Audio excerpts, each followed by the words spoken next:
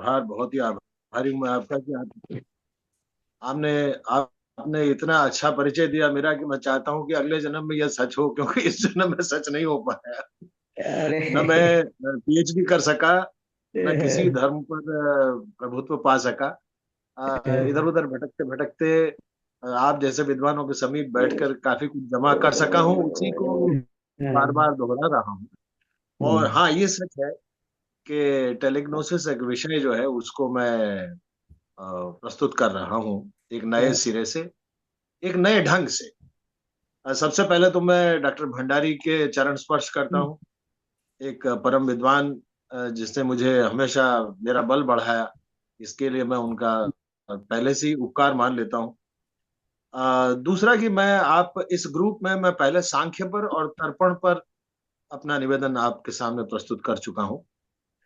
और आज का जो विषय है जो मुझे दिया गया है वो है टेलिग्नोसिस और वाणी। मुझे डॉक्टर साहब ने एक पुस्तक दी थी, ऐतरेय ब्राह्मण पर आर्य समाज द्वारा प्रकाशित भाष्य, अ, जिसको मैं पूरा नहीं पढ़ पाया। और उसमें वाणी का बड़ा बहुत ही ज्यादा उसका महत्व दिया गया है, समझाया गया है। उसको पस मंजर में रखकर टेलिग्नोसिस किस तरह से हमें उपयोगी है समाज में, किस तरह से वो हमारे शास्त्रों से जुड़ा हुआ है, इस पर मैं अपना निवेदन आपके सामने रखूंगा। और लघुमति मोहि, जैसा तुलसीदास ने कहा है कि मेरी तो मति मति बड़ी लघु है, आप लोग सब विद्वान हैं, मेरी भूल जहां भी हो वहां पर आप मुझे क्षमा कीजिएगा और मेरा मार्गदर्शन कीजिएगा, ऐसा निवेदन करके मैं अपना विषय आपके सामने रखता हूँ। 2-3 साल पहले मेरी मुलाकात हुई थी गुजरात टेक्नोलॉजिकल यूनिवर्सिटी के वाइस चांसलर साहब, डॉक्टर नवीन चंद्र शेठ। और उनको ये मेरी जो बातें हैं उनमें भारतीयता का स्पष्ट दर्शन हुआ। और उन्होंने इस विषय पर पहला कोर्स ऐलान किया, जिसमें कुछ मिलिट्री के अफसर आए, कुछ गुजरात पुलिस के लोग आए, कुछ होम्योपैथ आए, कुछ फिलोसोफर्स आए, और कुछ एलोपैथी के डॉक्टर आए। और उन सभी को लेकर करीबन 45 घंटे का एक कोर्स आयोजित किया गया, 2 महीने में। और उसके फलस्वरूप ये एक पुस्तक टेलिग्नोसिस का प्रकाशन संभव हुआ, जो एक टेक्स्ट बुक है। और इसका इन्होंने गुजराती में भी भाषांतर किया है, इसको शाये किया हुआ है। पुस्तक अंग्रेजी में है। अगर आप चाहेंगे तो मैं उसमें अपने ग्रुप में उसकी लिंक डाल दूंगा, आप उसको ले सकते हैं। उसके पहले मैं आपका ध्यान बटाना चाहता हूँ कि इस विषय पर बड़ी बड़ी चैनल्स ने मुझे ये मौका दिया कि मैं अपना प्रस्तुत कर सकूं सब्जेक्ट। जैसे आपने कहा अभी 1 घंटे का आपने सुना, अभी आज एक और 2 घंटे का लेक्चर चल रहा है जिसके करीबन 28-30 हजार लोगों ने उसको देखा है और पसंद किया है। उसमें आज हम जो 45 मिनट बात करेंगे उसके इतर काफी चीजें उसमें मैंने रखी हैं और समाज को उपयोगी होंगी। इस दृष्टि से आप उसका भी अवलोकन करें, ऐसा मेरा निवेदन है आपसे। अब मैं सीधे सब्जेक्ट पर आता हूं कि क्या भविष्यवाणी संभव है। तो भविष्यवाणी अगर होगी या नहीं होगी, तो भी हमेशा देश और काल के संदर्भ ही में यह प्रश्न सोचा जाए। किसी व्यक्ति को कहीं खड़े होकर समय के संदर्भ में ही पूछना होगा। तो इस दृष्टि से हमारी जो विचारधाराएं हैं भारत में, वो समय को, जैसे कि हम सांख्य में या जैन या बौद्ध विचारधारा से अगर देखेंगे, तो समय को हम अप्रदेशी मानते हैं, इसलिए हम उसको अस्तिकाय नहीं मान सकते, हम उसका अस्तित्व स्वीकार नहीं कर सकते। लेकिन मैंने सुना है कि दिगंबर जो शाखा है हमारे विचारधारा की, वो कालाणु को मानते हैं और कालाणु के रूप में समय को मान्यता देते हैं। अंग्रेजी जो साहित्य है उसमें फिजिकल टाइम और साइकोलॉजिकल टाइम कहा गया है। फिजिकल टाइम यानी कि वो जो मेरी और आपकी घड़ी में बज रहा है। लेकिन हम जब बात करते हैं तो हमेशा भूतकाल, वर्तमान काल और भविष्य काल के संदर्भ में ही बातें करते हैं। हमारा आयोजन, हमारा विचार, हमारे आयोजन का फल सदैव हमको उसी तरह से मिलता है, इसलिए साइकोलॉजिकल टाइम भी एक सत्य है, ऐसा माना जाना चाहिए। और तीसरा, ये वैशेषिक दर्शन जो हमारा है वो बड़ा स्पष्ट कहता है इसके ऊपर कि जिस तरह से एक एप्पल रखने से एप्पल सड़ जाता है कुछ दिनों में, एक मनुष्य जो है वो कुछ साल में बूढ़ा हो जाता है, इसी को हमें कालाग्नि कहना चाहिए। और इस कालाग्नि के पस मंजर में आयुर्वेद बहुत सारी ट्रीटमेंट्स बताता है। कफ यानी कि बचपन, पित्त यानी कि युवावस्था, और वायु यानी कि उत्तरावस्था, बुढ़ापा। इस तरह से समय का हमको विश्लेषण मिलता है हमारे शास्त्रों में। इसलिए मैं ये मानता हूं कि जितने भी हमारे प्रयास हैं भविष्यवाणी करने के, अनुमान लगाने के, वो समय को मान्यता देकर ही आगे चलते हैं। जैसे हमारी याददाश्त है पुराने जन्म की, हमारे सभी दर्शन, चाहे वो निरीश्वरवादी हो, चाहे वो शेश्वर दर्शन हो, चाहे वो आस्तिक दर्शन हो, चाहे वो नास्तिक दर्शन हो, लेकिन पुनर्जन्म को सभी दर्शन मान्यता देते हैं। तो जब हम पुनर्जन्म को मान्यता देते हैं, जब हम ये मानते हैं कि कर्म का सिद्धांत चलता है और हम कर्मों के फल भोगते हैं, तो ये क्या हुआ, किस चीज के फल हम भोग रहे हैं? किसी समय में किया हुआ कोई काम, अच्छा या बुरा, वो घूम फिर कर हमारे जीवन में इस बार जाने या अनजाने कुछ घटनाओं का कारण बनता है। इस तरह से हमको समय को मान्यता देनी चाहिए, ऐसा मुझे लगता है। इसका और एक दृष्टिकोण हम देखें, अब्राहमिक रिलीजन्स जितने भी हैं, वो ये मानते हैं कि भाई आदमी पैदा हुआ और मर गया, बस ये दो ही चीजें हैं, इसके बीच में जो समय है वो समय है। तो प्रश्न ये खड़ा होता है कि अगर जन्म से मृत्यु का समय किसी एक कालखंड में जीवन है, तो क्यों ना सभी को एक साथ बीमारियां होती होंगी, क्यों ना सब एक साथ मर जाते हैं, क्यों ना सभी को एक तरह की कार्यविधि करने की प्रेरणा मिलती है? ऐसा क्यों है? इतनी भिन्नता क्यों है? इसलिए हमारा यह मानना है कि पूर्व जन्म का जो सिद्धांत है वो सत्य है।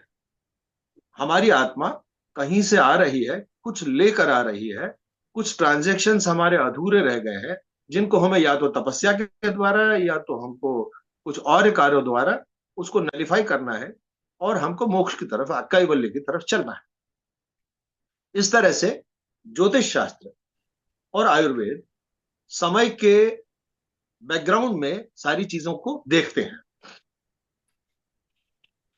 अब देखिए, जैसे कि पूर्व रोग, हमारे जो डॉक्टर साथी हैं वो तो ये मानते हैं कि जैसे नाक सूखने लग जाए अचानक से, तो 3-4 दिन में जुकाम का अटैक होने वाला है। धुएं को देखकर जिस तरह से अग्नि का अनुमान किया जाता है, दृष्टि दोष से अगर मोतियाबिंद का अनुमान किया जाता है, नाक या कान अचानक मुड़ जाए, तो आयुर्वेद कहता है कि कोई स्वास्थ्य पर प्रतिकूल असर पड़ेगा इसका। और ऐसे रिष्ट लक्षण से आयुर्वेद की तीनों बड़ी किताबें, सुश्रुत, चरक और वाग्भट, इनकी संहिताएं इससे पटी पड़ी हैं। और इसको हमें भविष्यवाणी के रूप में हम देख सकते हैं।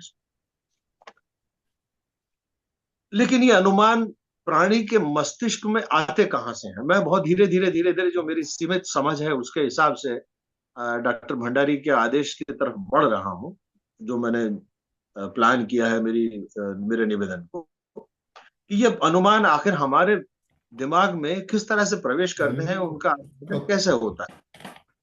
ज्ञान किसको होता है? वैद्य को ज्ञान होता है, ज्योतिष शास्त्री को ज्ञान होता है, एक भाई का ज्ञान दूसरे भाई को होता है। इस तरह से ज्ञान जो होता है, उसके द्वारा हमें यह मान्यता देनी पड़ेगी कि जो ज्ञान होता है वो एक आत्मा है, स्वतंत्र आत्मा है, जिसको ये ज्ञान होता है। तो ज्ञान के उपकरण क्या है? सांख्य कहता है, सांख्य मेरा प्रिय विषय है, कि प्रकृति और पुरुष, ये दो ही चीजें हैं।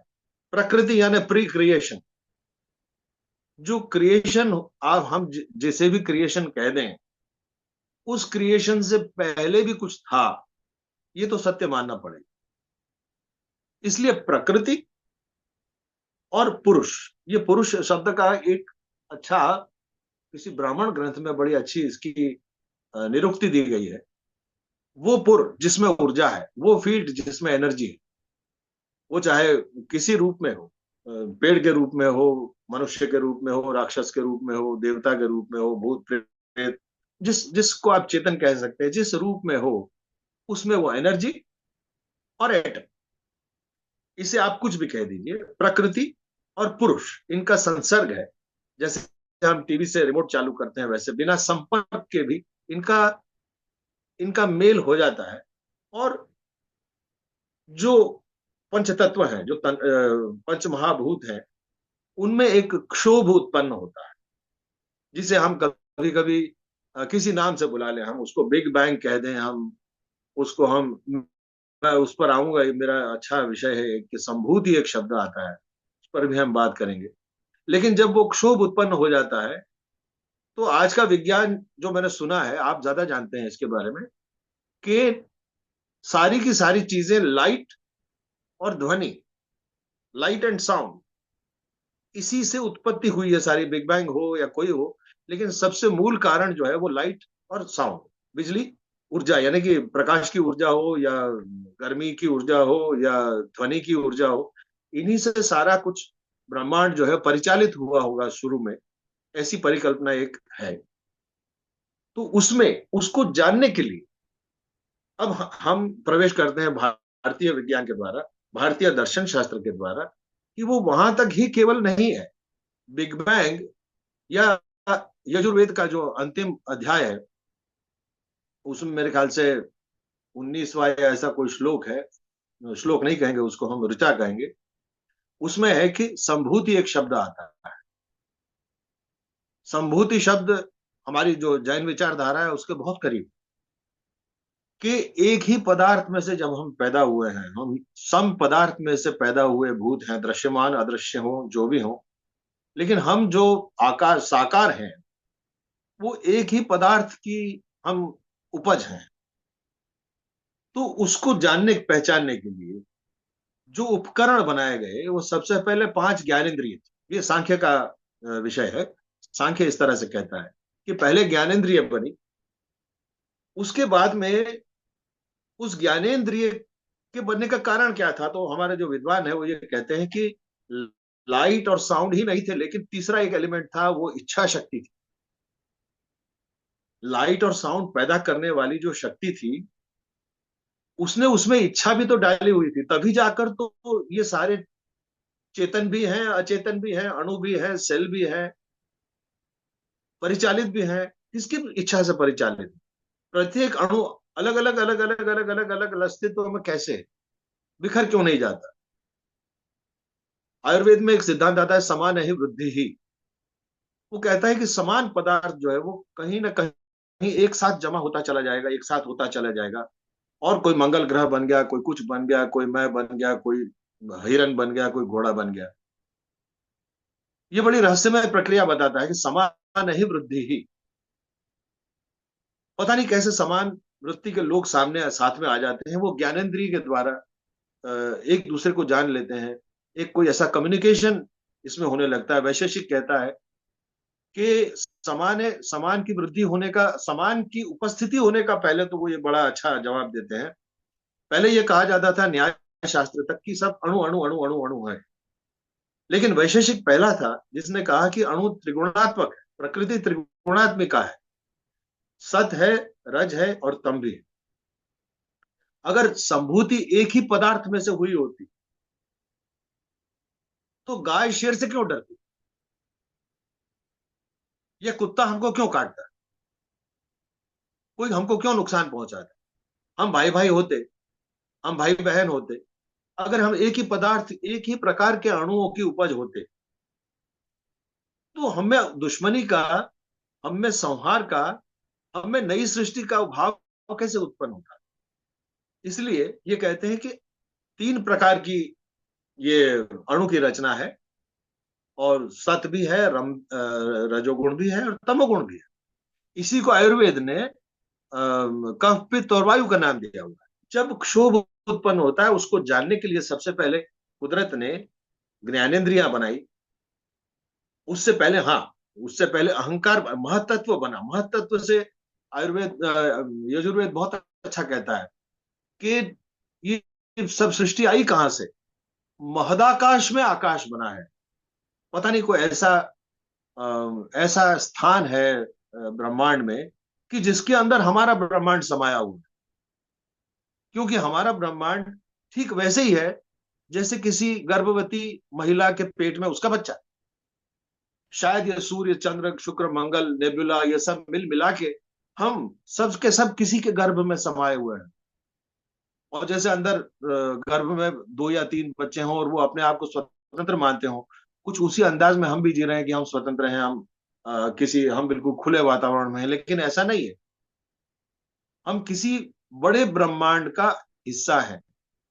हमें ये हमारे आकाश में, महद आकाश में हमारा आकाश बना, और उसमें वायु में क्षोभ हुआ, ये किसी की इच्छा से हुआ। और उसका क्रम मैं बताता चलूं, मुझे याद आया। आकाशात वायो हो अग्ने आपः आपः पृथिवी पृथिव्या औषधयः औषधिभ्यो अन्नम अन्नाद रेतसः रेतसः पुरुषः। ये क्रम हमारे प्राय सभी ब्राह्मण ग्रंथों में, प्राय सभी उपनिषदों में यह क्रम समझाया गया है कि इस तरह से सृष्टि की रचना हुई। तो अहंकार सबसे पहले पैदा हुआ इच्छा शक्ति से। लाइट, साउंड और इच्छा शक्ति तीनों ने मिलकर जो कुछ क्षोभ उत्पन्न किया, उसके जो बाय प्रोडक्ट बने वो हम हैं, जिनमें सबसे पहले अहंकार बना। अहंकार को समझने के लिए अंतःकरण, जिसको अंतःकरण बोलते हैं शंकराचार्य और बड़े बड़े विद्वान, कि उसको समझने के लिए बाद में शरीर बने। शरीर के सांख्य 12 प्रकार के शरीर बताता है, उस पर हम नहीं जाएंगे अभी। उन शरीरों को टिकाने के लिए, उन शरीरों को धारण करने के लिए, उन शरीरों को पर्याप्त जीवन शक्ति देने के लिए कर्मेंद्रियां बनाई गई। कर्मेंद्रियों को उपलब्ध कराए गए वो उपकरण जिससे वो सृष्टि को पंचेंद्रियों द्वारा समझ सके। और बाद में पंचेंद्रियों के विषय बनाए गए, वायु, अग्नि, जल, पृथ्वी, और हमारी स्किन भी उसमें आ जाता है, आकाश भी उसमें आ जाता है। इस तरह से ये 5 चौक 20 चीजें उत्पन्न हुई, और अंत में रह गया पुरुष, जिसके पास मन बनाया गया, जो अपनी व्यक्तिगत बुद्धि के हिसाब से सारे के सारे अर्धघटन करता चले और कर्म करता चले। कर्मों के हिसाब से उसका पुनर्जन्म होता चले, तब तक कि जब तक वो या तो तपस्या से उसको नलीफाई ना कर दे, या किसी और विधि से उसको जो स्वतंत्रता दी गई है उसका कैसे उपयोग करे। पश्चिम ने लगभग यही बातें, मैटर, पोटेंशियलिटी, पोटेंशियल, मोशन, इस तरह से इन शब्दों में पढ़ाया, इन्हीं थॉट्स को व्यक्त किया है, ऐसा मैं मानता हूं। लेकिन किसी को इनकार नहीं है कि अनुभव करने वाला एक अलग है और अनुभव होने वाली चीज अलग है। ये दो तत्व तो हमको मानने ही पड़ेंगे, ये दो तत्व बिल्कुल अलग अलग है। आप उसको जीव तत्व को एमिनो एसिड्स की उपज कह दीजिए, या जीन्स की उपज कह दीजिए, या इलेक्ट्रिक एयर कह लीजिए, इमोशनल एनर्जी कह लीजिए, जो कहना कहें, लेकिन रहेगा मामला पुरुष और प्रकृति का ही। अब ये प्रश्न होता है कि कोई, इसका मतलब ऐसा है हमारे अंदर जो, जिसके अंदर प्रश्न उत्पन्न होता है। समझने का उपकरण तो हमने जान लिया, ये ज्ञानेन्द्रिया, कर्मेंद्रिया, तन्मात्राएं और पंचभूत और हमारा मन, ये हमको ज्ञान कराता है। तो ये हमारे अंदर प्रश्न भी तो उत्पन्न करता है। तो प्रश्न की भाषा क्या है? किस भाषा में प्राणी समझता है? हिरन किस भाषा को समझता है? उसके मन में जब कोई प्रश्न उपस्थित होता है तो क्या होता है, क्यों होता है, वो क्या समझता हो? जो प्राणी नितांत मूक है, या जिनको हम मूक समझते हैं, जैसे चींटी को हम मूक समझते हैं, उनके मन में भी तो प्रश्न आता होगा। वो भी तो संभूति का एक अंग है, हमारा भाग है वो। तो उसमें वो कहां से प्रश्न आता है? वो प्रश्न किस तरह समझती है? वो अपने जीवन की रक्षा किस तरह से करती है? मच्छर अपने आप को किस तरह से बचाता है? प्रकृति तो माँ है, वो सबको उसने बनाया है, तो वो जीने का ढारस बंधाती है, जीने का रास्ता बताती है। तो बताती है तो कैसे बताती है? कोई तो भाषा होगी, कुछ तो समझ होगी, कोई तो ऐसा होगा जो समझता होगा और सब कुछ समान समझता होगा। वैशेषिक दर्शन यही कहता है कि गोत्व, तो सभी गाय हैं उसमें, सब गाय है। तो गायों के लिए एक विशेष कम्युनिकेशन है, ऐसा मैंने देखा है। जब किसी आश्रम में हम जाते हैं जंगलों में, सुबह में जो बाबा जी गायों को चराने ले जाते हैं और उनके बछड़े आश्रम में होते हैं, जब गाय शाम को यू टर्न लेती है आने के लिए, तो बछड़े नाचने लगते हैं। क्या कम्युनिकेशन, क्या ज्ञानेंद्रियां हैं, कैसी कर्मेंद्रियां हैं, ये कैसी तन्मात्रा है, क्या ग्रहण कर रही है, कौन से प्रश्न है जिसको सुलझाया जा रहा है कोई। वो प्रश्न भैंस के अंदर भी है, वो शीप के अंदर भी, बकरियों में भी है, हम में नहीं है। ये क्या माजरा है। तो ये विशेष योनियों के बारे में, विशेष शरीरों के बारे में सांख्य ने बड़ा सुंदर वर्णन किया है। और उसने कहा है कि प्रश्न जिसकी समझ में जो आ जाए, जैसे हम मनुष्यों की बात करेंगे, और के बारे में तो मैं नहीं जानता, लेकिन मनुष्य के मन में जो प्रश्न आता है, उसकी भाषा क्या है। संस्कृत नहीं हो सकती, पाली नहीं हो सकती, प्राकृत नहीं हो सकती। वो तो केवल सुनने भर का एक अ, मामला है। समझ में कैसे आता है, कौन सी वाणी है जो समझ में आ रही है, समान रूप से समझ में आ रही है। आमिर खान इंदौर में आए थे, गाना गा रहे थे, और मैं बच्चा था, मैं पेड़ पर बैठा हुआ था, और नीचे सब लोग गाना सुन रहे थे। जब आमिर खान कोई आलाप दरबारी में छेड़ते थे, और जब आलाप पूरा करते थे वो विलंबित में, तो प्रायः सभी लोग या तो हाँ में मुंडी हिलाते थे या ना में सिर हिलाते थे। मामला क्या है, क्या समझ में आ रहा है। कोई तो ऐसी भाषा है कि जो स्वर और व्यंजनों से अलग है। कुछ कहा जा रहा है, कुदरत कुछ बोल रही है, किसी के माध्यम से बोल रही है, कुछ समझ में आ रहा है, जो सबके समझ में समान आ रहा है। बांसुरी बजा रहे हो, गाय दूध देती है, क्या मामला है। कोई तो भाषा है, पर कुछ समझ में आ रहा है किसी की। वो वाणी है, वो कौन सी वाणी है, कैसे समझ में आती है। इसके बारे में एक शब्द अच्छा आता है, प्रत्यभिज्ञा, जो मेरे ख्याल से पतंजलि का शब्द है ये। क्या बात है, कट गया।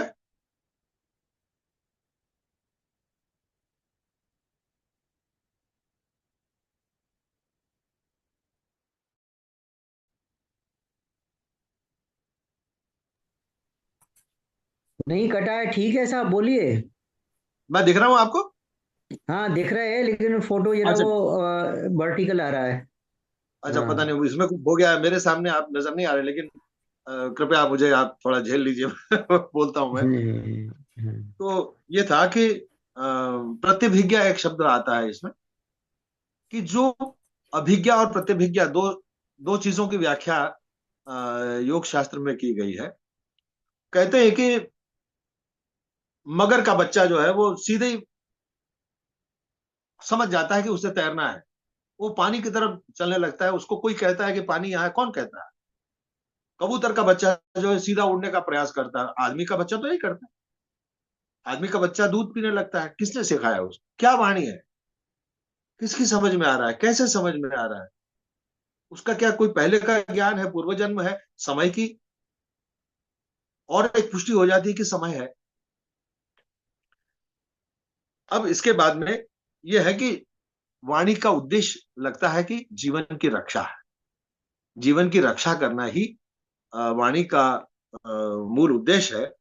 इसीलिए पुलिस, न तो पशुओं के पास पुलिस है, न डॉक्टर है, न इंजीनियर है, लेकिन वो सब कुछ अपने क्रम से करते हैं। घोंसला बनाते हैं, अपना इलाज भी खुद ही कर लेते हैं। कोई उनके अंदर आपस में भारी वॉर की तरह कोई लड़ाई नहीं होती। हो सकता है छोटी मोटी लड़ाई होती होगी, लेकिन उनका जो जीवन है वो सुरक्षित है, क्योंकि वो प्रकृति की भाषा को बहुत अच्छी तरह से जानते समझते हैं। और हम मनुष्यों ने उसको निग्लेक्ट करना शुरू किया है, ऐसा मुझे लगता है। कम से कम स्वास्थ्य के संबंध में, सामाजिक जीवन के संदर्भ। हाँ, जहां तक ये बात, वाणी की बात वेद के संदर्भ में आती है, तो मेरी समझ बड़ी सीमित है। लेकिन मैंने इसके बारे में प्रयास जो किया है वो मैं आपके सामने रखता हूं, कि प्रकृति को समझने के लिए मनुष्य के संदर्भ में टेलिग्नोसिस, जो मैंने एक विचार प्रस्तुत किया है, उसका आधार दो तीन चीजों पर है। एक तो आयुर्वेद की जो तीनों बड़ी पुस्तकें हैं, उसमें वाणी का स्पष्ट उल्लेख न करते हुए भी दूत शारीर नाम के चैप्टर्स हैं। वो 20-20, 25-25 श्लोक के हैं। इसमें उन्होंने ये कहा है कि पेशेंट की अनुपस्थिति में भी उस व्यक्ति के रोग का निदान यहां बैठकर हो सकता है। अब ये कौन सी वाणी होगी, इस पर हमें सोचना है। इस पर हमने सोचा। इस पर मैंने लोगों को इलाज करते हुए देखा, जो पुराने वैद्य हैं वो इस पर काम करते हैं। और इसी चीज को मैंने जीवन के अन्य क्षेत्रों में भी इसका प्रयोग किया, मेडिकल डॉक्टर्स के साथ भी किया और सामाजिक संदर्भ में भी किया। तो मैंने पाया कि कोई वाणी ऐसी है जो दूत शारीर में जिस तरह से समझाया गया है, दूत शारीर चरक ने लिखा हुआ है, विकृति विज्ञानीय शारीर सुश्रुत ने लिखा हुआ है, और वाग्भट जी ने, क्या उसका चैप्टर का नाम है मुझे याद नहीं आता है, बार बार भूल जाता हूं मैं। लेकिन मेरा ये आपसे करबद्ध निवेदन है कि वाणी को समझने के लिए हम शुरुआत के लिए ये जो 3 चैप्टर हैं इन किताबों में, वहां से अगर हम शुरू करेंगे तो हमारी समझ जो है वो बनने लगेगी, ऐसा मेरा अनुभव हुआ है। अब दूसरा सोर्स इसका है बृहत संहिता, जो वराह मिहिर जी ने लिखी। वराह मिहिर अच्छे गणितज्ञ भी थे, तो अच्छे ज्योतिषी भी थे। उन्होंने दोनों विषय को मिलाया नहीं, अलग अलग रखा है। पराशर जी थे, वो तो ऋग्वेद के जो 10 मंडल हैं उनमें से एक उनके नाम पर है। तो उन्होंने भी पराशर संहिता में भी ये उल्लेख आता है, जो उन्होंने संहिता लिखी अलग से, उसमें ये उल्लेख आता है। दूसरा एक तंत्र से जुड़ा हुआ विषय है, योग से जुड़ा हुआ विषय है, शिव स्वरोदय। शिव स्वरोदय और पवन विजयी स्वरोदय, ये छोटी छोटी किताबें हैं, करीबन 400 श्लोक की। इनमें भी कुदरत की जो भाषा है उसको समझने का बड़ा सुंदर और सुखद प्रयास किया है, सफल प्रयास किया गया है, जिसको मैं टेलिग्नोसिस में बार बार सही पाता हूँ। टेलिग्नोसिस से मेरा मतलब यहाँ पर यह है कि मैं वाणी, जो अव्यक्त वाणी है, जिस वाणी में शब्द नहीं होते, जिस वाणी में अर्थ प्रकट होते हैं, उसका हमको उसमें से इशारा मिलता है, ऐसा मेरा अपना अनुभव है।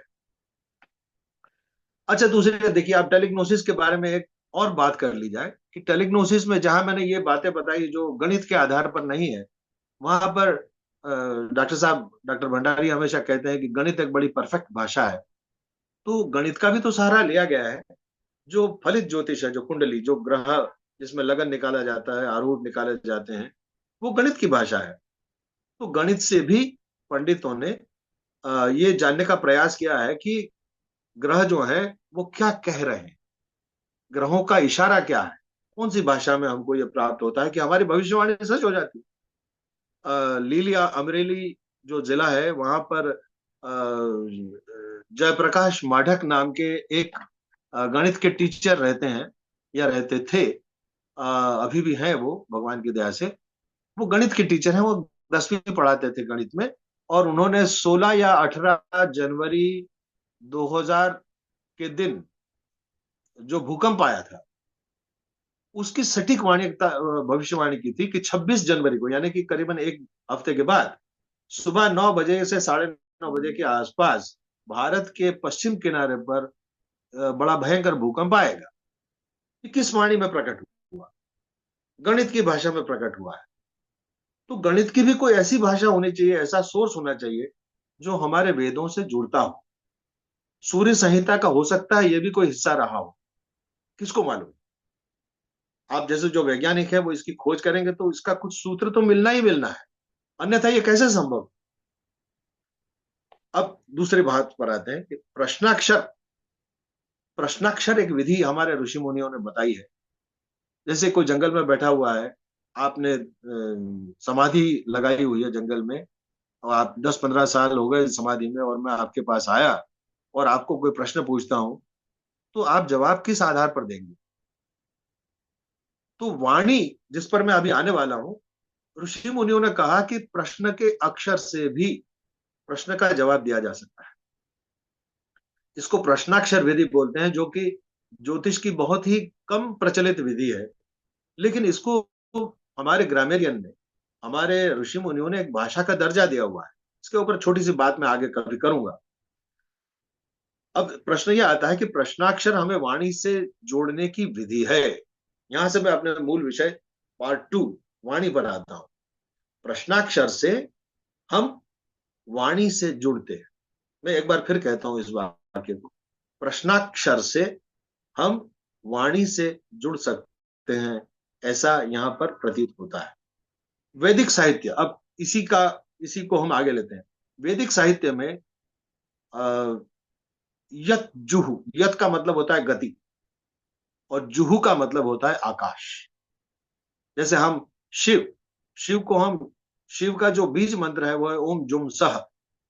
जू, जू का मतलब समस्त आकाश, जिसमें वाणी और अर्थ से भरा हुआ कल्याणकारी आकाश, उसको हम जुहू कहते हैं। यत जुहू, यजुर्वेद, जो यत जुहू, यजुषों का जो संग्रह है वो यजु है। तो गति, यत जुहू, यत यानी गति, जिसमें गति है,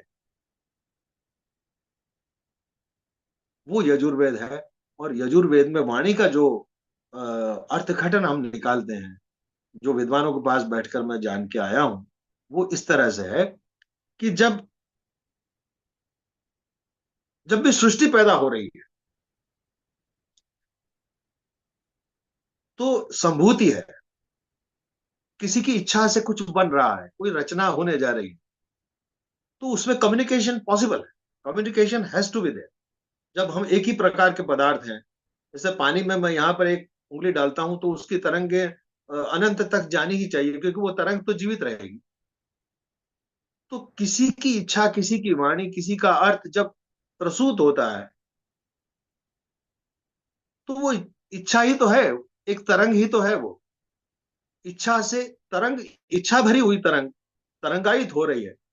और ईशावास्यमिदं सर्वम, हर जगह ईश्वर का वास है, हर जगह चेतन का, समान चेतन का वास है, हर जगह एक ही प्रकार का पदार्थ पड़ा हुआ है। इसलिए वहां तक मेरी वाणी का पहुंचना समयातीत होकर भी संभव होना चाहिए। यहां से हम चलते हैं कि वाणी प्रसारित हो सकती है, वाणी अमर हो सकती है, वाणी बह सकती है। अब हम आते हैं वाणी के प्रकार पर सीधे, बाद में जोड़ देंगे इसको। वाणी के प्रकार चार बताए गए: परा, पश्यंती, मध्यमा, वैखरी। इन चार भाषाओं में अगर हम इन चार को इस क्रम में समझ लें तो भविष्यवाणी संभव है। क्योंकि तो इन वाणियों को समझने के बाद हमें कुदरत के रहस्य, प्रकृति के रहस्य, प्रकृति की योजना समझ में आने की संभावना तो है। कैसे? अब इसकी हम थोड़ी सी व्याख्या देख ले रहे हैं हम इसकी। परा का जो परिभाषा का रूप है वो है परा, परा, परा प्रकाशिका माया चैतन्याभास विशिष्टया। ये इसकी परिभाषा है इस वाणी की। पर यानी क्या हुआ? स्थिर माया, motionless universe, state of universe, motionless state of universe. इसे कोई इलेक्ट्रिक एयर कहता है। हम ये कह सकते हैं कि जहां यूनिवर्स में चेतना का व्याप, महदाकाश में जो आकाश है, जिसे हम हमारे अपने संदर्भ में आकाश कहते हैं, उसमें जो चेतना का व्याप है, उसकी बात यहां पर हो रही है। स्थिर माया, जैसे कोई नींद से जागने से पहले जैसी स्थिति हो रही है, वो स्थिर पड़ा हुआ है, लेकिन जागने का उसका निर्णय हो चुका है, जागने की घड़ी आ चुकी है, जागा नहीं है। वो स्टेट ऑफ माइंड, वो इच्छा, वो निर्णय शक्ति, वो चेतना शक्ति जो अभी चेतन नहीं हुई है लेकिन चेतना से भरपूर है, उठने के लिए तैयार है, उसे हम परा कहते हैं। परा प्रकाशिका माया, जो प्रकाश करने के लिए, जो रूप धारण करने के लिए, माया रूप धारण करने के लिए, चैतन्याभास विशिष्टया, जिसमें चेतन प्रकट रूप से हमको दिखे, ऐसे रूप में प्रकट होने के लिए विशिष्ट रूप से जो तैयार है, उस स्टेट ऑफ माइंड को, उस इच्छा शक्ति को, इच्छा शक्ति कहना ही अच्छा रहेगा मेरे दृष्टि से, मुझे पास और कोई शब्द नहीं है, उसे हम परा कहते हैं। उसके बाद का स्टेज बड़ा रोचक है, वो है पश्यंती। पश्यंती का यूं तो अर्थ आएगा जो देख सके हम आंख से, लेकिन इसका भाव रूप में हमको देखना है कि इसकी परिभाषा भी देख लेते हैं हम। दो परिभाषा इसकी मेरे पास है। पश्यंती बिंदु रूपिणी, पहली परिभाषा है इसकी। पश्यंती कैसी है? तो हमने वहां देखा, एक कल्पना करता हूं मैं, मुझे आप आज्ञा दें कि मैं कल्पना करूं कि परा का जो व्याप है वो स्थिर अणुओं में है, जो त्रिगुणात्मक है, वो फैले हुए हैं, अपनी अपनी जगह पर हैं, और उनमें कोई ना कोई इच्छा शक्ति का उदय होने वाला है। उसके बाद की स्थिति यह है, पश्यंती, पश्यंती बिंदु रूपिणी। अब वो जो अणु है वो बिंदु बना, बिंदु किसी हद, ना तो उसकी कोई डेप्थ है, ना कोई लेंथ है, ना कोई ब्रेड्थ है, ना कुछ है, लेकिन अस्तित्व है। दूसरी उसकी परिभाषा बड़ी अच्छी है, सस्पंदनावस्था पश्यंत्याद्या। बिंदु में स्पंदनावस्था का स्पंदनावस्था देखी गई है, पश्यंत्यादाह। तो बिंदु जो है वो मूवमेंट शुरू करता है, किसी की इच्छा से ही होना चाहिए। कम से कम आर्ग्यूमेंट के लिए तो मैं यही कहूंगा कि किसी की इच्छा से उसमें एक स्पंदन होता है। तो स्पंदन 3 प्रकार का बताया है। मेरे ख्याल से ये किसी संहिता में है कि वाइब्रेशन, रोटेशन, और उसके फलस्वरूप मूवमेंट। अब इसको आप विज्ञान में आप जो कहना मेरी समझ में नहीं आता है, लेकिन इस तरह से स्पंदन बिंदुओं में शुरू होता है। किसी की इच्छा से कोई ये बिंदु घूमने लगे, और ये इसमें जब घूमेगा तो हमारा ये जो तन्मात्रा है, जो हम जिसको गिनते हैं, कि ज्ञानेन्द्रिय का जो विषय है वो पैदा होता है। आकाशाद वायु हो, सबसे पहले वायु बनी जिसमें गति हुई। तो जहां गति होगी वहां पर प्रकाश होगा, ऊर्जा होगी और ध्वनि होगी। अब ये ध्वनि क्योंकि किसी की इच्छा से प्रकट हो रहा है, बड़ा रहस्यमय है, तो कोई अर्थ भी होगा उसमें, उसका कोई कारण भी होगा। तो पहली हलचल जो है वो हो रही है, शब्दातीत है लेकिन सकारण है, सब कुछ सकारण हो रहा है। और इसका एक जो उदाहरण मुझे समझाया गया वो था कि सचेतना वृक्षा, जो आयुर्वेद में भी हमको मिलता है। जगदीश चंद्र बसु ने तो अभी अभी कहा, लेकिन ये आयुर्वेद में मेरे ख्याल से पता नहीं कितने साल पहले कहा गया है, सचेतना वृक्षा। आप उसका ईईजी निकाल के देख सकते हैं, जो बीवी रमन जी ने, जगदीश चंद्र बसु जी ने देखा। लेकिन हम पहले से जानते हैं कि चेतन तत्व जो है वो जड़ तत्वों में भी दिखने लगता है। वृक्ष में भी, जहां उसका कोई शरीर ही नहीं है, वृक्ष में कहीं दिमाग है ही नहीं, कहीं हार्ट नहीं है, लेकिन उस पर आप इलेक्ट्रोड लगाएंगे तो उसमें हलचल महसूस होती है। दिमाग कहाँ है, रेस्पिरेशन कहाँ है, उसमें कहाँ ब्लड सर्कुलेशन, कौन सी इच्छा शक्ति उसको प्रेरित कर रही है, कौन इसको कुछ कह रहा है कि उसके पत्ते हिल रहे हैं, आप उसके पास से क्रूर होकर निकल रहे हो तो वो बेचारा कांपता है, उसको रोज हाथ लगाते हो। मेरे एक मित्र है, जेनेटिक्स के डॉक्टर हैं, वो हमेशा कहते हैं कि मैं तुलसी के जो पौधे हैं उन पर रोज मैं हाथ फेरता हूँ और महसूस करता हूँ कि उसमें कुछ परिवर्तन आ रहा है। कौन सी वाणी है, सस्पंदनावस्था पश्यंत्याद्या। तो एग्जाम्पल है, इसके एग्जाम्पल जो हम सांसारिक रूप में, हर्षाश्रु, हम खुशी के मारे रो पड़ते हैं, हम मनुष्य की बात कर रहे हैं। गाय भी रोती है, मैंने गायों को भी रोते देखा है, प्राणियों को रोते देखा है। उसके बाद में जैसे कि हम देख लें कि वधस्थल जो है, स्लॉटर हाउसेस, वहां, ये मेरा अपना अनुभव है कि हम ऐसी जगहों के पास से अनजाने में भी निकल जाते हैं तो भी हमारा हृदय भारी हो जाता है। क्या मामला है, कोई वाइब्रेशन, कोई वाणी, कोई अर्थ उस वातावरण में रह जाता है, जो हमारा अगर दिमाग उसको समझने के लिए आतुर है तो उसको पकड़ लेगा वो।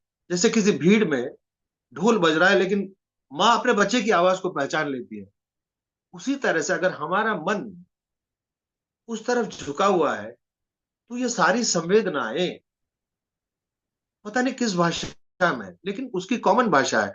वो स्लॉटर हाउस चाहे इंडिया का हो, चाहे इंग्लैंड का हो, चाहे अमेरिका का हो, लेकिन उसकी भाषा तो समान रहेगी। उसका दुख, जिसको हम दुख कहते हैं, वो दुख अर्थ की भाषा में पता नहीं उसका क्या नाम है, लेकिन उसको हमारा दिमाग उसी अर्थ में दुख के अर्थ में ही समझता है। वो वाणी है। तो इच्छा, दूसरा ये आयुर्वेद में बड़ा अच्छा उल्लेख है इसका, कि पश्यंती वाणी का बहुत सुंदर प्रमाण जो आप्तवचन माना जाता है, वो ये कहते हैं कि जो सगर्भा, जिसको गर्भ ठहरता है, तो जो विदुषी नारी होती है उसको जरा सा भी स्पंदन उसको समझ में आ जाता है कि मेरे शरीर में कुछ स्पंदन हुआ। उस विशेष स्पंदन का भी जो संबंध है वो पश्यंती वाणी के साथ जोड़ा गया है, जो कि बहुत ही सूक्ष्म स्तर पर, चेतन के स्तर पर पहली बार प्रत्यक्ष हो रही, जो परा में स्थिर माया थी, वो यहाँ स्पंदन में आ रही। इसके बाद का स्टेज आता है मध्यमा। मध्यमा में बड़ा अच्छा वर्णन आता है इसका, कि बाह्यांतर कारणात्मिका, बाह्य और अंतर में, बाहर बाहर और भीतर जो कारण बन के प्रस्तुत होती है, जो कारण बन के दिखती है, कारण बन के हमारे सामने आती है, तो कैसे आती है? इसमें अणुओं की गति के कारण जो जीवित प्राणी है, जैसे पेड़ की तो आवाज है, उसको तो हम वाणी में नहीं गिनेंगे, लेकिन जीवित प्राणी है जितने भी, फिर वो मच्छर हो, चींटी हो, बंदर हो, आदमी हो, गाय हो, जो भी हो, उसके अंदर जब प्राण जाता है, प्राण और कंठ का जब मिलन होता है, वो मध्यमा का विस्तार है। यहां से यहां मध्यमा का विस्तार है। इसमें केवल स्वर आते हैं।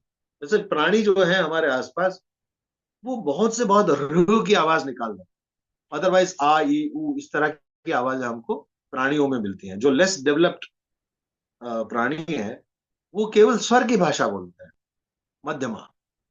इसको हम मध्यमा कहते हैं। इसमें स्वरों का प्राकट्य है। और इसका हम प्रश्नाक्षर से अगर मेल करें टेलिग्नोसिस के संदर्भ में, तो हमारे यहाँ 14 स्वर हैं। उन 14 के 14 स्वरों को चंद्रमा का आधिपत्य दिया गया है, जो फास्ट मूवमेंट करते हैं। और कोई भी प्रश्न अगर किसी स्वर से शुरू होता है, तो उसका फल सामान्य रूप से अच्छा माना जाता है।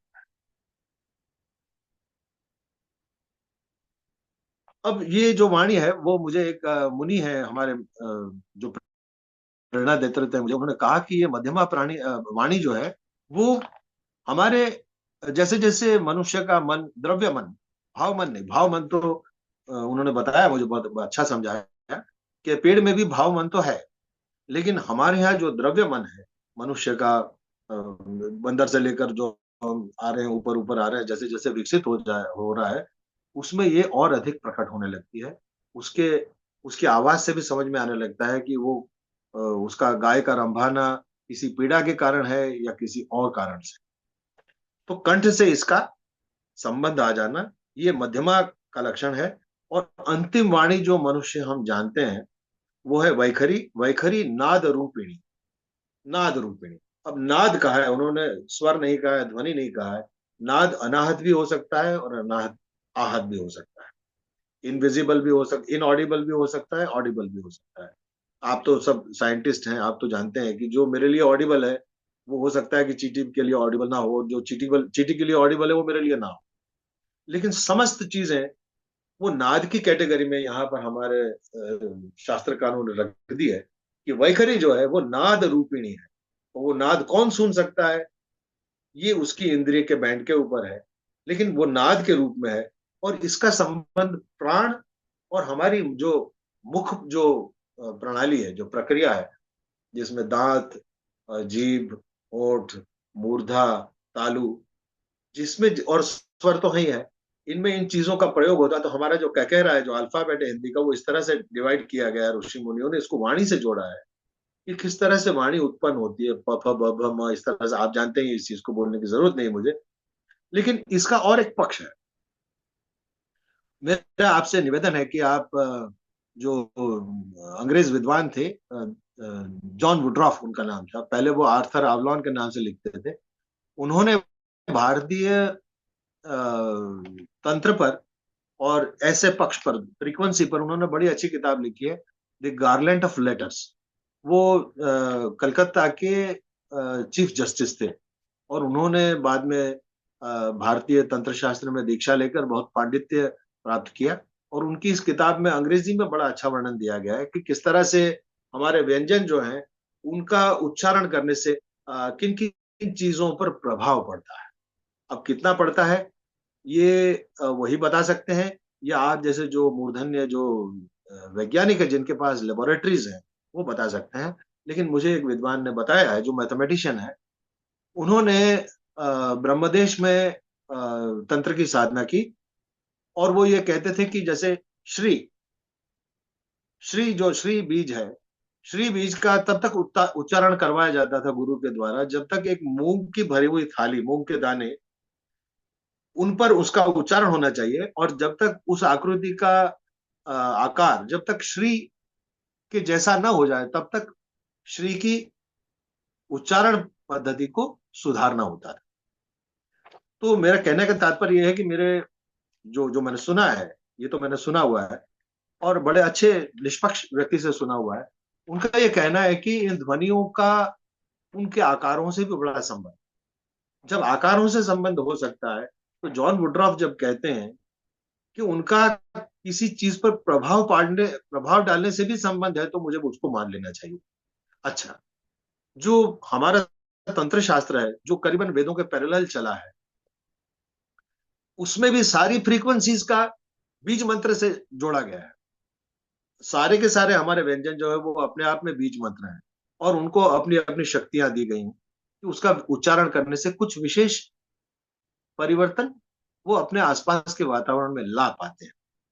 अब इसका जो जो कुछ भी अनुभव मेरे पास है वो बड़ा सीमित है और वो कहने लायक नहीं है, इसलिए मैं उसको कह नहीं रहा हूं, लेकिन मुझे लगता है कि कुछ और प्रयोग करने से मैं अपने आप को तो ये पुष्टि कर लूंगा कि इस विद्या में कितना सत्य है, मुझे सत्य लगता है। अच्छा, अब ये जो क्रम हमारे शास्त्र में दिया गया, परा, पश्यंती, मध्यमा और वैखरी, इसका अगर हम प्रतिक्रमण करें, इसको हम अगर उल्टे क्रम में जाएं, तो हम हो सकता है कि हमारा जो भगवान है, जो इस सृष्टि का जो नियंता है, जो इसका स्वप्न दृष्टा है, उसके विचार तक पहुंच सके हम। वैज्ञानिक रूप से तो यह संभव होना चाहिए। अगर हम दो दो दो दो दो दो दो दो करके यहाँ 10 आता है, तो यहाँ से भी दो दो दो दो करके 10 आना चाहिए। अगर कोई वैज्ञानिक ये कहते हैं कि भाई डीजे जोर से बजाओगे तो आपके हार्ट अटैक आ जाएगा या उल्टी हो जाएगी, तो उसका उल्टा भी तो संभव होना चाहिए। अगर कोई हवा जहाज यहाँ से निकलता है और मेरी ये इस खिड़की का कांच कांपता है, तो ये भी संभव होना चाहिए कि इस कांच को ठोकने से उस हवाई जहाज को भी थोड़ा असर हो। वैज्ञानिक रूप से, एक काल्पनिक रूप से, एक स्वप्न के रूप में, एक सिद्धांत के रूप में मैं आपके सामने ये बड़ी विनय के साथ रख रहा हूं कि दोनों जब एक ही चीज है, जैसे हम अपने घर का दरवाजा, अगर हम बंद दरवाजे हों, सब एक दरवाजा खोलते हैं तो सारे दरवाजों पर उसका प्रभाव होता है। इसी तरह से ये जितने भी छोर हैं, जितने भी आयाम हैं वाणी के, उनका आपस में एक दूसरे से संबंध तो होना ही चाहिए। इसमें कोई नई बात नहीं है, कोई दुखद बात भी नहीं है, होनी भी चाहिए। हाँ, नहीं हो रही है, नहीं लग रही है, तो हमारे प्रयोगों में कहीं कमी है। अब इस तरह से हम आते हैं आगे। I will conclude very fast. तो टेलिग्नोसिस में मैंने प्रश्नाक्षर विधि को भी रखा है, वाणी का पर्याप्त सम्मान करते हुए, कि कोई अगर फ्रेंच में भी मुझे सवाल करता है तो मेरा यह प्रयास होना चाहिए कि उसकी वाणी के आधार पर उसकी मनोस्थिति को जान लूं, उसके अर्थ को समझ लूं और उसके प्रश्न का निराकरण करूं। हालांकि ये जो मैं प्रतिक्रमण की बात कर रहा हूं, उसके लिए हमें चाहिए कि हम त्राटक करें, हम नाद श्रवण करें, हमारा अंतःकरण साफ हो, ताकि हमारे तालाब में जो प्रतिबिंब हो वो चंद्रमा का साफ साफ प्रतिबिंब पड़े। अब ये जो मैंने आपके सामने जो इंटरव्यू रखा है, जो जिसकी लिंक मैंने आपको भेजी और अभी 28-30 हजार लोग इसको देख रहे हैं, उसमें मैंने टेलिग्नोसिस क्या है इसके ऊपर मैं नहीं जाऊंगा। मैं केवल उसका एक दोहा मैं आपके सामने पढ़ देता हूँ कि टेलिग्नोसिस में मैंने वाणी को समझने के लिए इन चीजों का उपाय किया है। 6 कुंडल, 6 प्रकार की हॉरोस्कोप, अक्षर, graphology, the way we write, the way we make figures, अक्षर उसको बाद में कहेंगे, the figures that we make, शगुन, जो आसपास में हमारा जो वातावरण है, हमारी प्रकृति इस वक्त क्या बोल रही है। हरिहर जो बहुत बड़े पंडित थे केरला के, वो भी वेदज्ञ पंडित थे, उन्होंने कहा कि जो व्यक्ति वराहमिहिर की तरह या पराशर की तरह कुदरत को समझ लेता है, उसके लिए सारे प्रश्न के उत्तर वहीं डिकोड होके खड़े रहते हैं। शगुन, 6 कुंडल, अक्षर शगुन, गण, गण होते हैं 8, वो व्याकरण का विषय है। संख्या, हमारे भारतीय अंक शास्त्र में हम केतु को नहीं गिनते, इसलिए हमारे पास 8 ग्रह हैं। स्वर, जैसा मैंने आपसे निवेदन किया, शिव स्वरोदय और पवन विजय स्वरोदय, ये 2 अच्छे ग्रंथ हैं जिससे हम इड़ा, पिंगला और सुषुम्ना, सुषुम्ना को हम अग्नि मानते हैं। आप सब वैज्ञानिक हैं, आप जानते हैं कि fire is a mystery. Fire वो तो नहीं कि जो हम माचिस से जलाते हैं, जो सूर्य में है। सूर्य सूर्य इसलिए है क्योंकि सूर्य में फायर है, इसलिए fire is an independent element. अब वो क्या है, वो सभी के लिए रहस्य है। जिस दिन पता चल जाएगा, हो सकता है कि मनुष्यता का एक नया आयाम खुल जाएगा। तो उसमें फायर एलिमेंट की क्या क्या इंडिकेशंस है, इस पर स्वरशास्त्र बात करता है। दीप, छह कुंडल अक्षर शगुन, गण संख्या स्वर दीप, छाया, जहां जहां भी प्रभा है, शरीर में जीवन शक्ति है, जहां जिसमें वाणी प्रकट होने की और वाणी को प्रकट करने की क्षमता है, वैसी प्रभा जहां है वहां उसकी छाया भी होगी। जैसे सूर्य अगर है और हम खड़े हैं तो हमारी छाया होगी, वैसे ही हमारे अंदर अगर जीवन शक्ति है तो हमारे आसपास कोई ऑरा होगा ही। रिष्ट, आयुर्वेद कहता है कि प्रत्येक व्यक्ति के, प्रत्येक शरीर के, प्रत्येक प्राणी के शरीर के साथ जुड़े हुए रोगों की एक विशेषता होती है, जो देखने वाले को, जो सुनने वाले को अनुभव से पता चल जाती है, उसको रिष्ट बोलते हैं। और कहते हैं कि अरिष्टम नास्ति मरणम, बिना किसी अरिष्ट के, बिना किसी रिष्ट के मृत्यु नहीं होती। तो वो जानने वाले वाणी से जान लेते हैं। वाणी का, यह वाणी का ही प्रकार हुआ अर्थघटन का, कि क्या होने जा रहा है, क्या अनुमान लगाया जा रहा है। तो रिष्ट, प्रभा, सपन, जैसे फ्राइड ने माना अभी अभी कि स्वप्न जो है वो भी, उसका भी कोई अर्थ हो सकता है। लेकिन हमारा जो शास्त्र आयुर्वेद वो 7 प्रकार के सपनों की बात करता है, उसमें से केवल 2 का वो महत्व देते हैं, भाविक और दोषज। ये जो 2 प्रकार के स्वप्न होते हैं, उसी को चरक ऋषि ने, वाग्भट ने और सुश्रुत ने महत्वपूर्ण माना है। वो भी हमारे टेलिग्नोसिस का, वो भी हमारी वाणी का प्रकार, वाणी वाणी का प्रकार है। क्योंकि जो जो भी चेतना का स्तर है, वो सब कुछ वाणी के अंदर ही प्रतिलक्षित होता है। चाहे वो हमारी नींद का हो, चाहे वो हमारी जागृत अवस्था का हो, चाहे वो हमारी तुरीय अवस्था का हो, यानी स्वप्न अवस्था का हो। हर एक चीज में वाणी है, हर एक चीज में अर्थ है। तो वो प्रकट होता ही जा रहा है। जो टेलिग्नोसिस की जो ये विधियां है, उसके द्वारा हम अनुमान लगा सकते हैं कि क्या अर्थ प्रकट हो रहा है। लाए उपाय समीप, छह कुंडल अक्षर शगुन, गण संख्या स्वरदीप, छाया रिष्ट प्रभा सपन, लाए उपाय समीप। और मैं फिर से एक बार, मुझे जो मेरे गुरुओं ने कहा वो मैं आपके सामने शेयर करता हूँ, कि ज्ञान के 3 प्रकार हैं, गम्य, अगम्य और अज्ञेय। गम्य वो है जो सबको सब जान सकते हैं। अगम्य वो है जो समझाने पर गम्य हो जाता है। लेकिन अज्ञेय कुछ चीजें रह ही जाती हैं। जैसे कि इन एटम्स को कौन बांधे रखा है, हमारे सांस क्यों कभी यहाँ से कभी वहां से चलते हैं, क्यों एक ही जगह से नहीं चलते, ये कम्युनिकेशन कैसे पॉसिबल हो रहा है, कोई टेलीपैथी कैसे कर लेता है, कोई सब कुछ क्यों नहीं कर सकता, सभी लोग क्यों नहीं कर सकते। ऐसे कुछ एक सवाल है कि जो अज्ञेय रहेंगे, और उनका अज्ञेय रहना ही ठीक है। क्योंकि अगर सब कुछ सुलझ जाए तो फिर ये प्रकृति जो है वो एक खुली किताब हो जाएगी, और जिसने बनाया है उसकी ये रचना अगर हम पूरी समझ लें, तो हो सकता है कि उसमें, उसके अंदर कोई आनंद न रह जाए। शायद उसकी भी यही इच्छा है कि कुछ चीजें अज्ञेय रहें।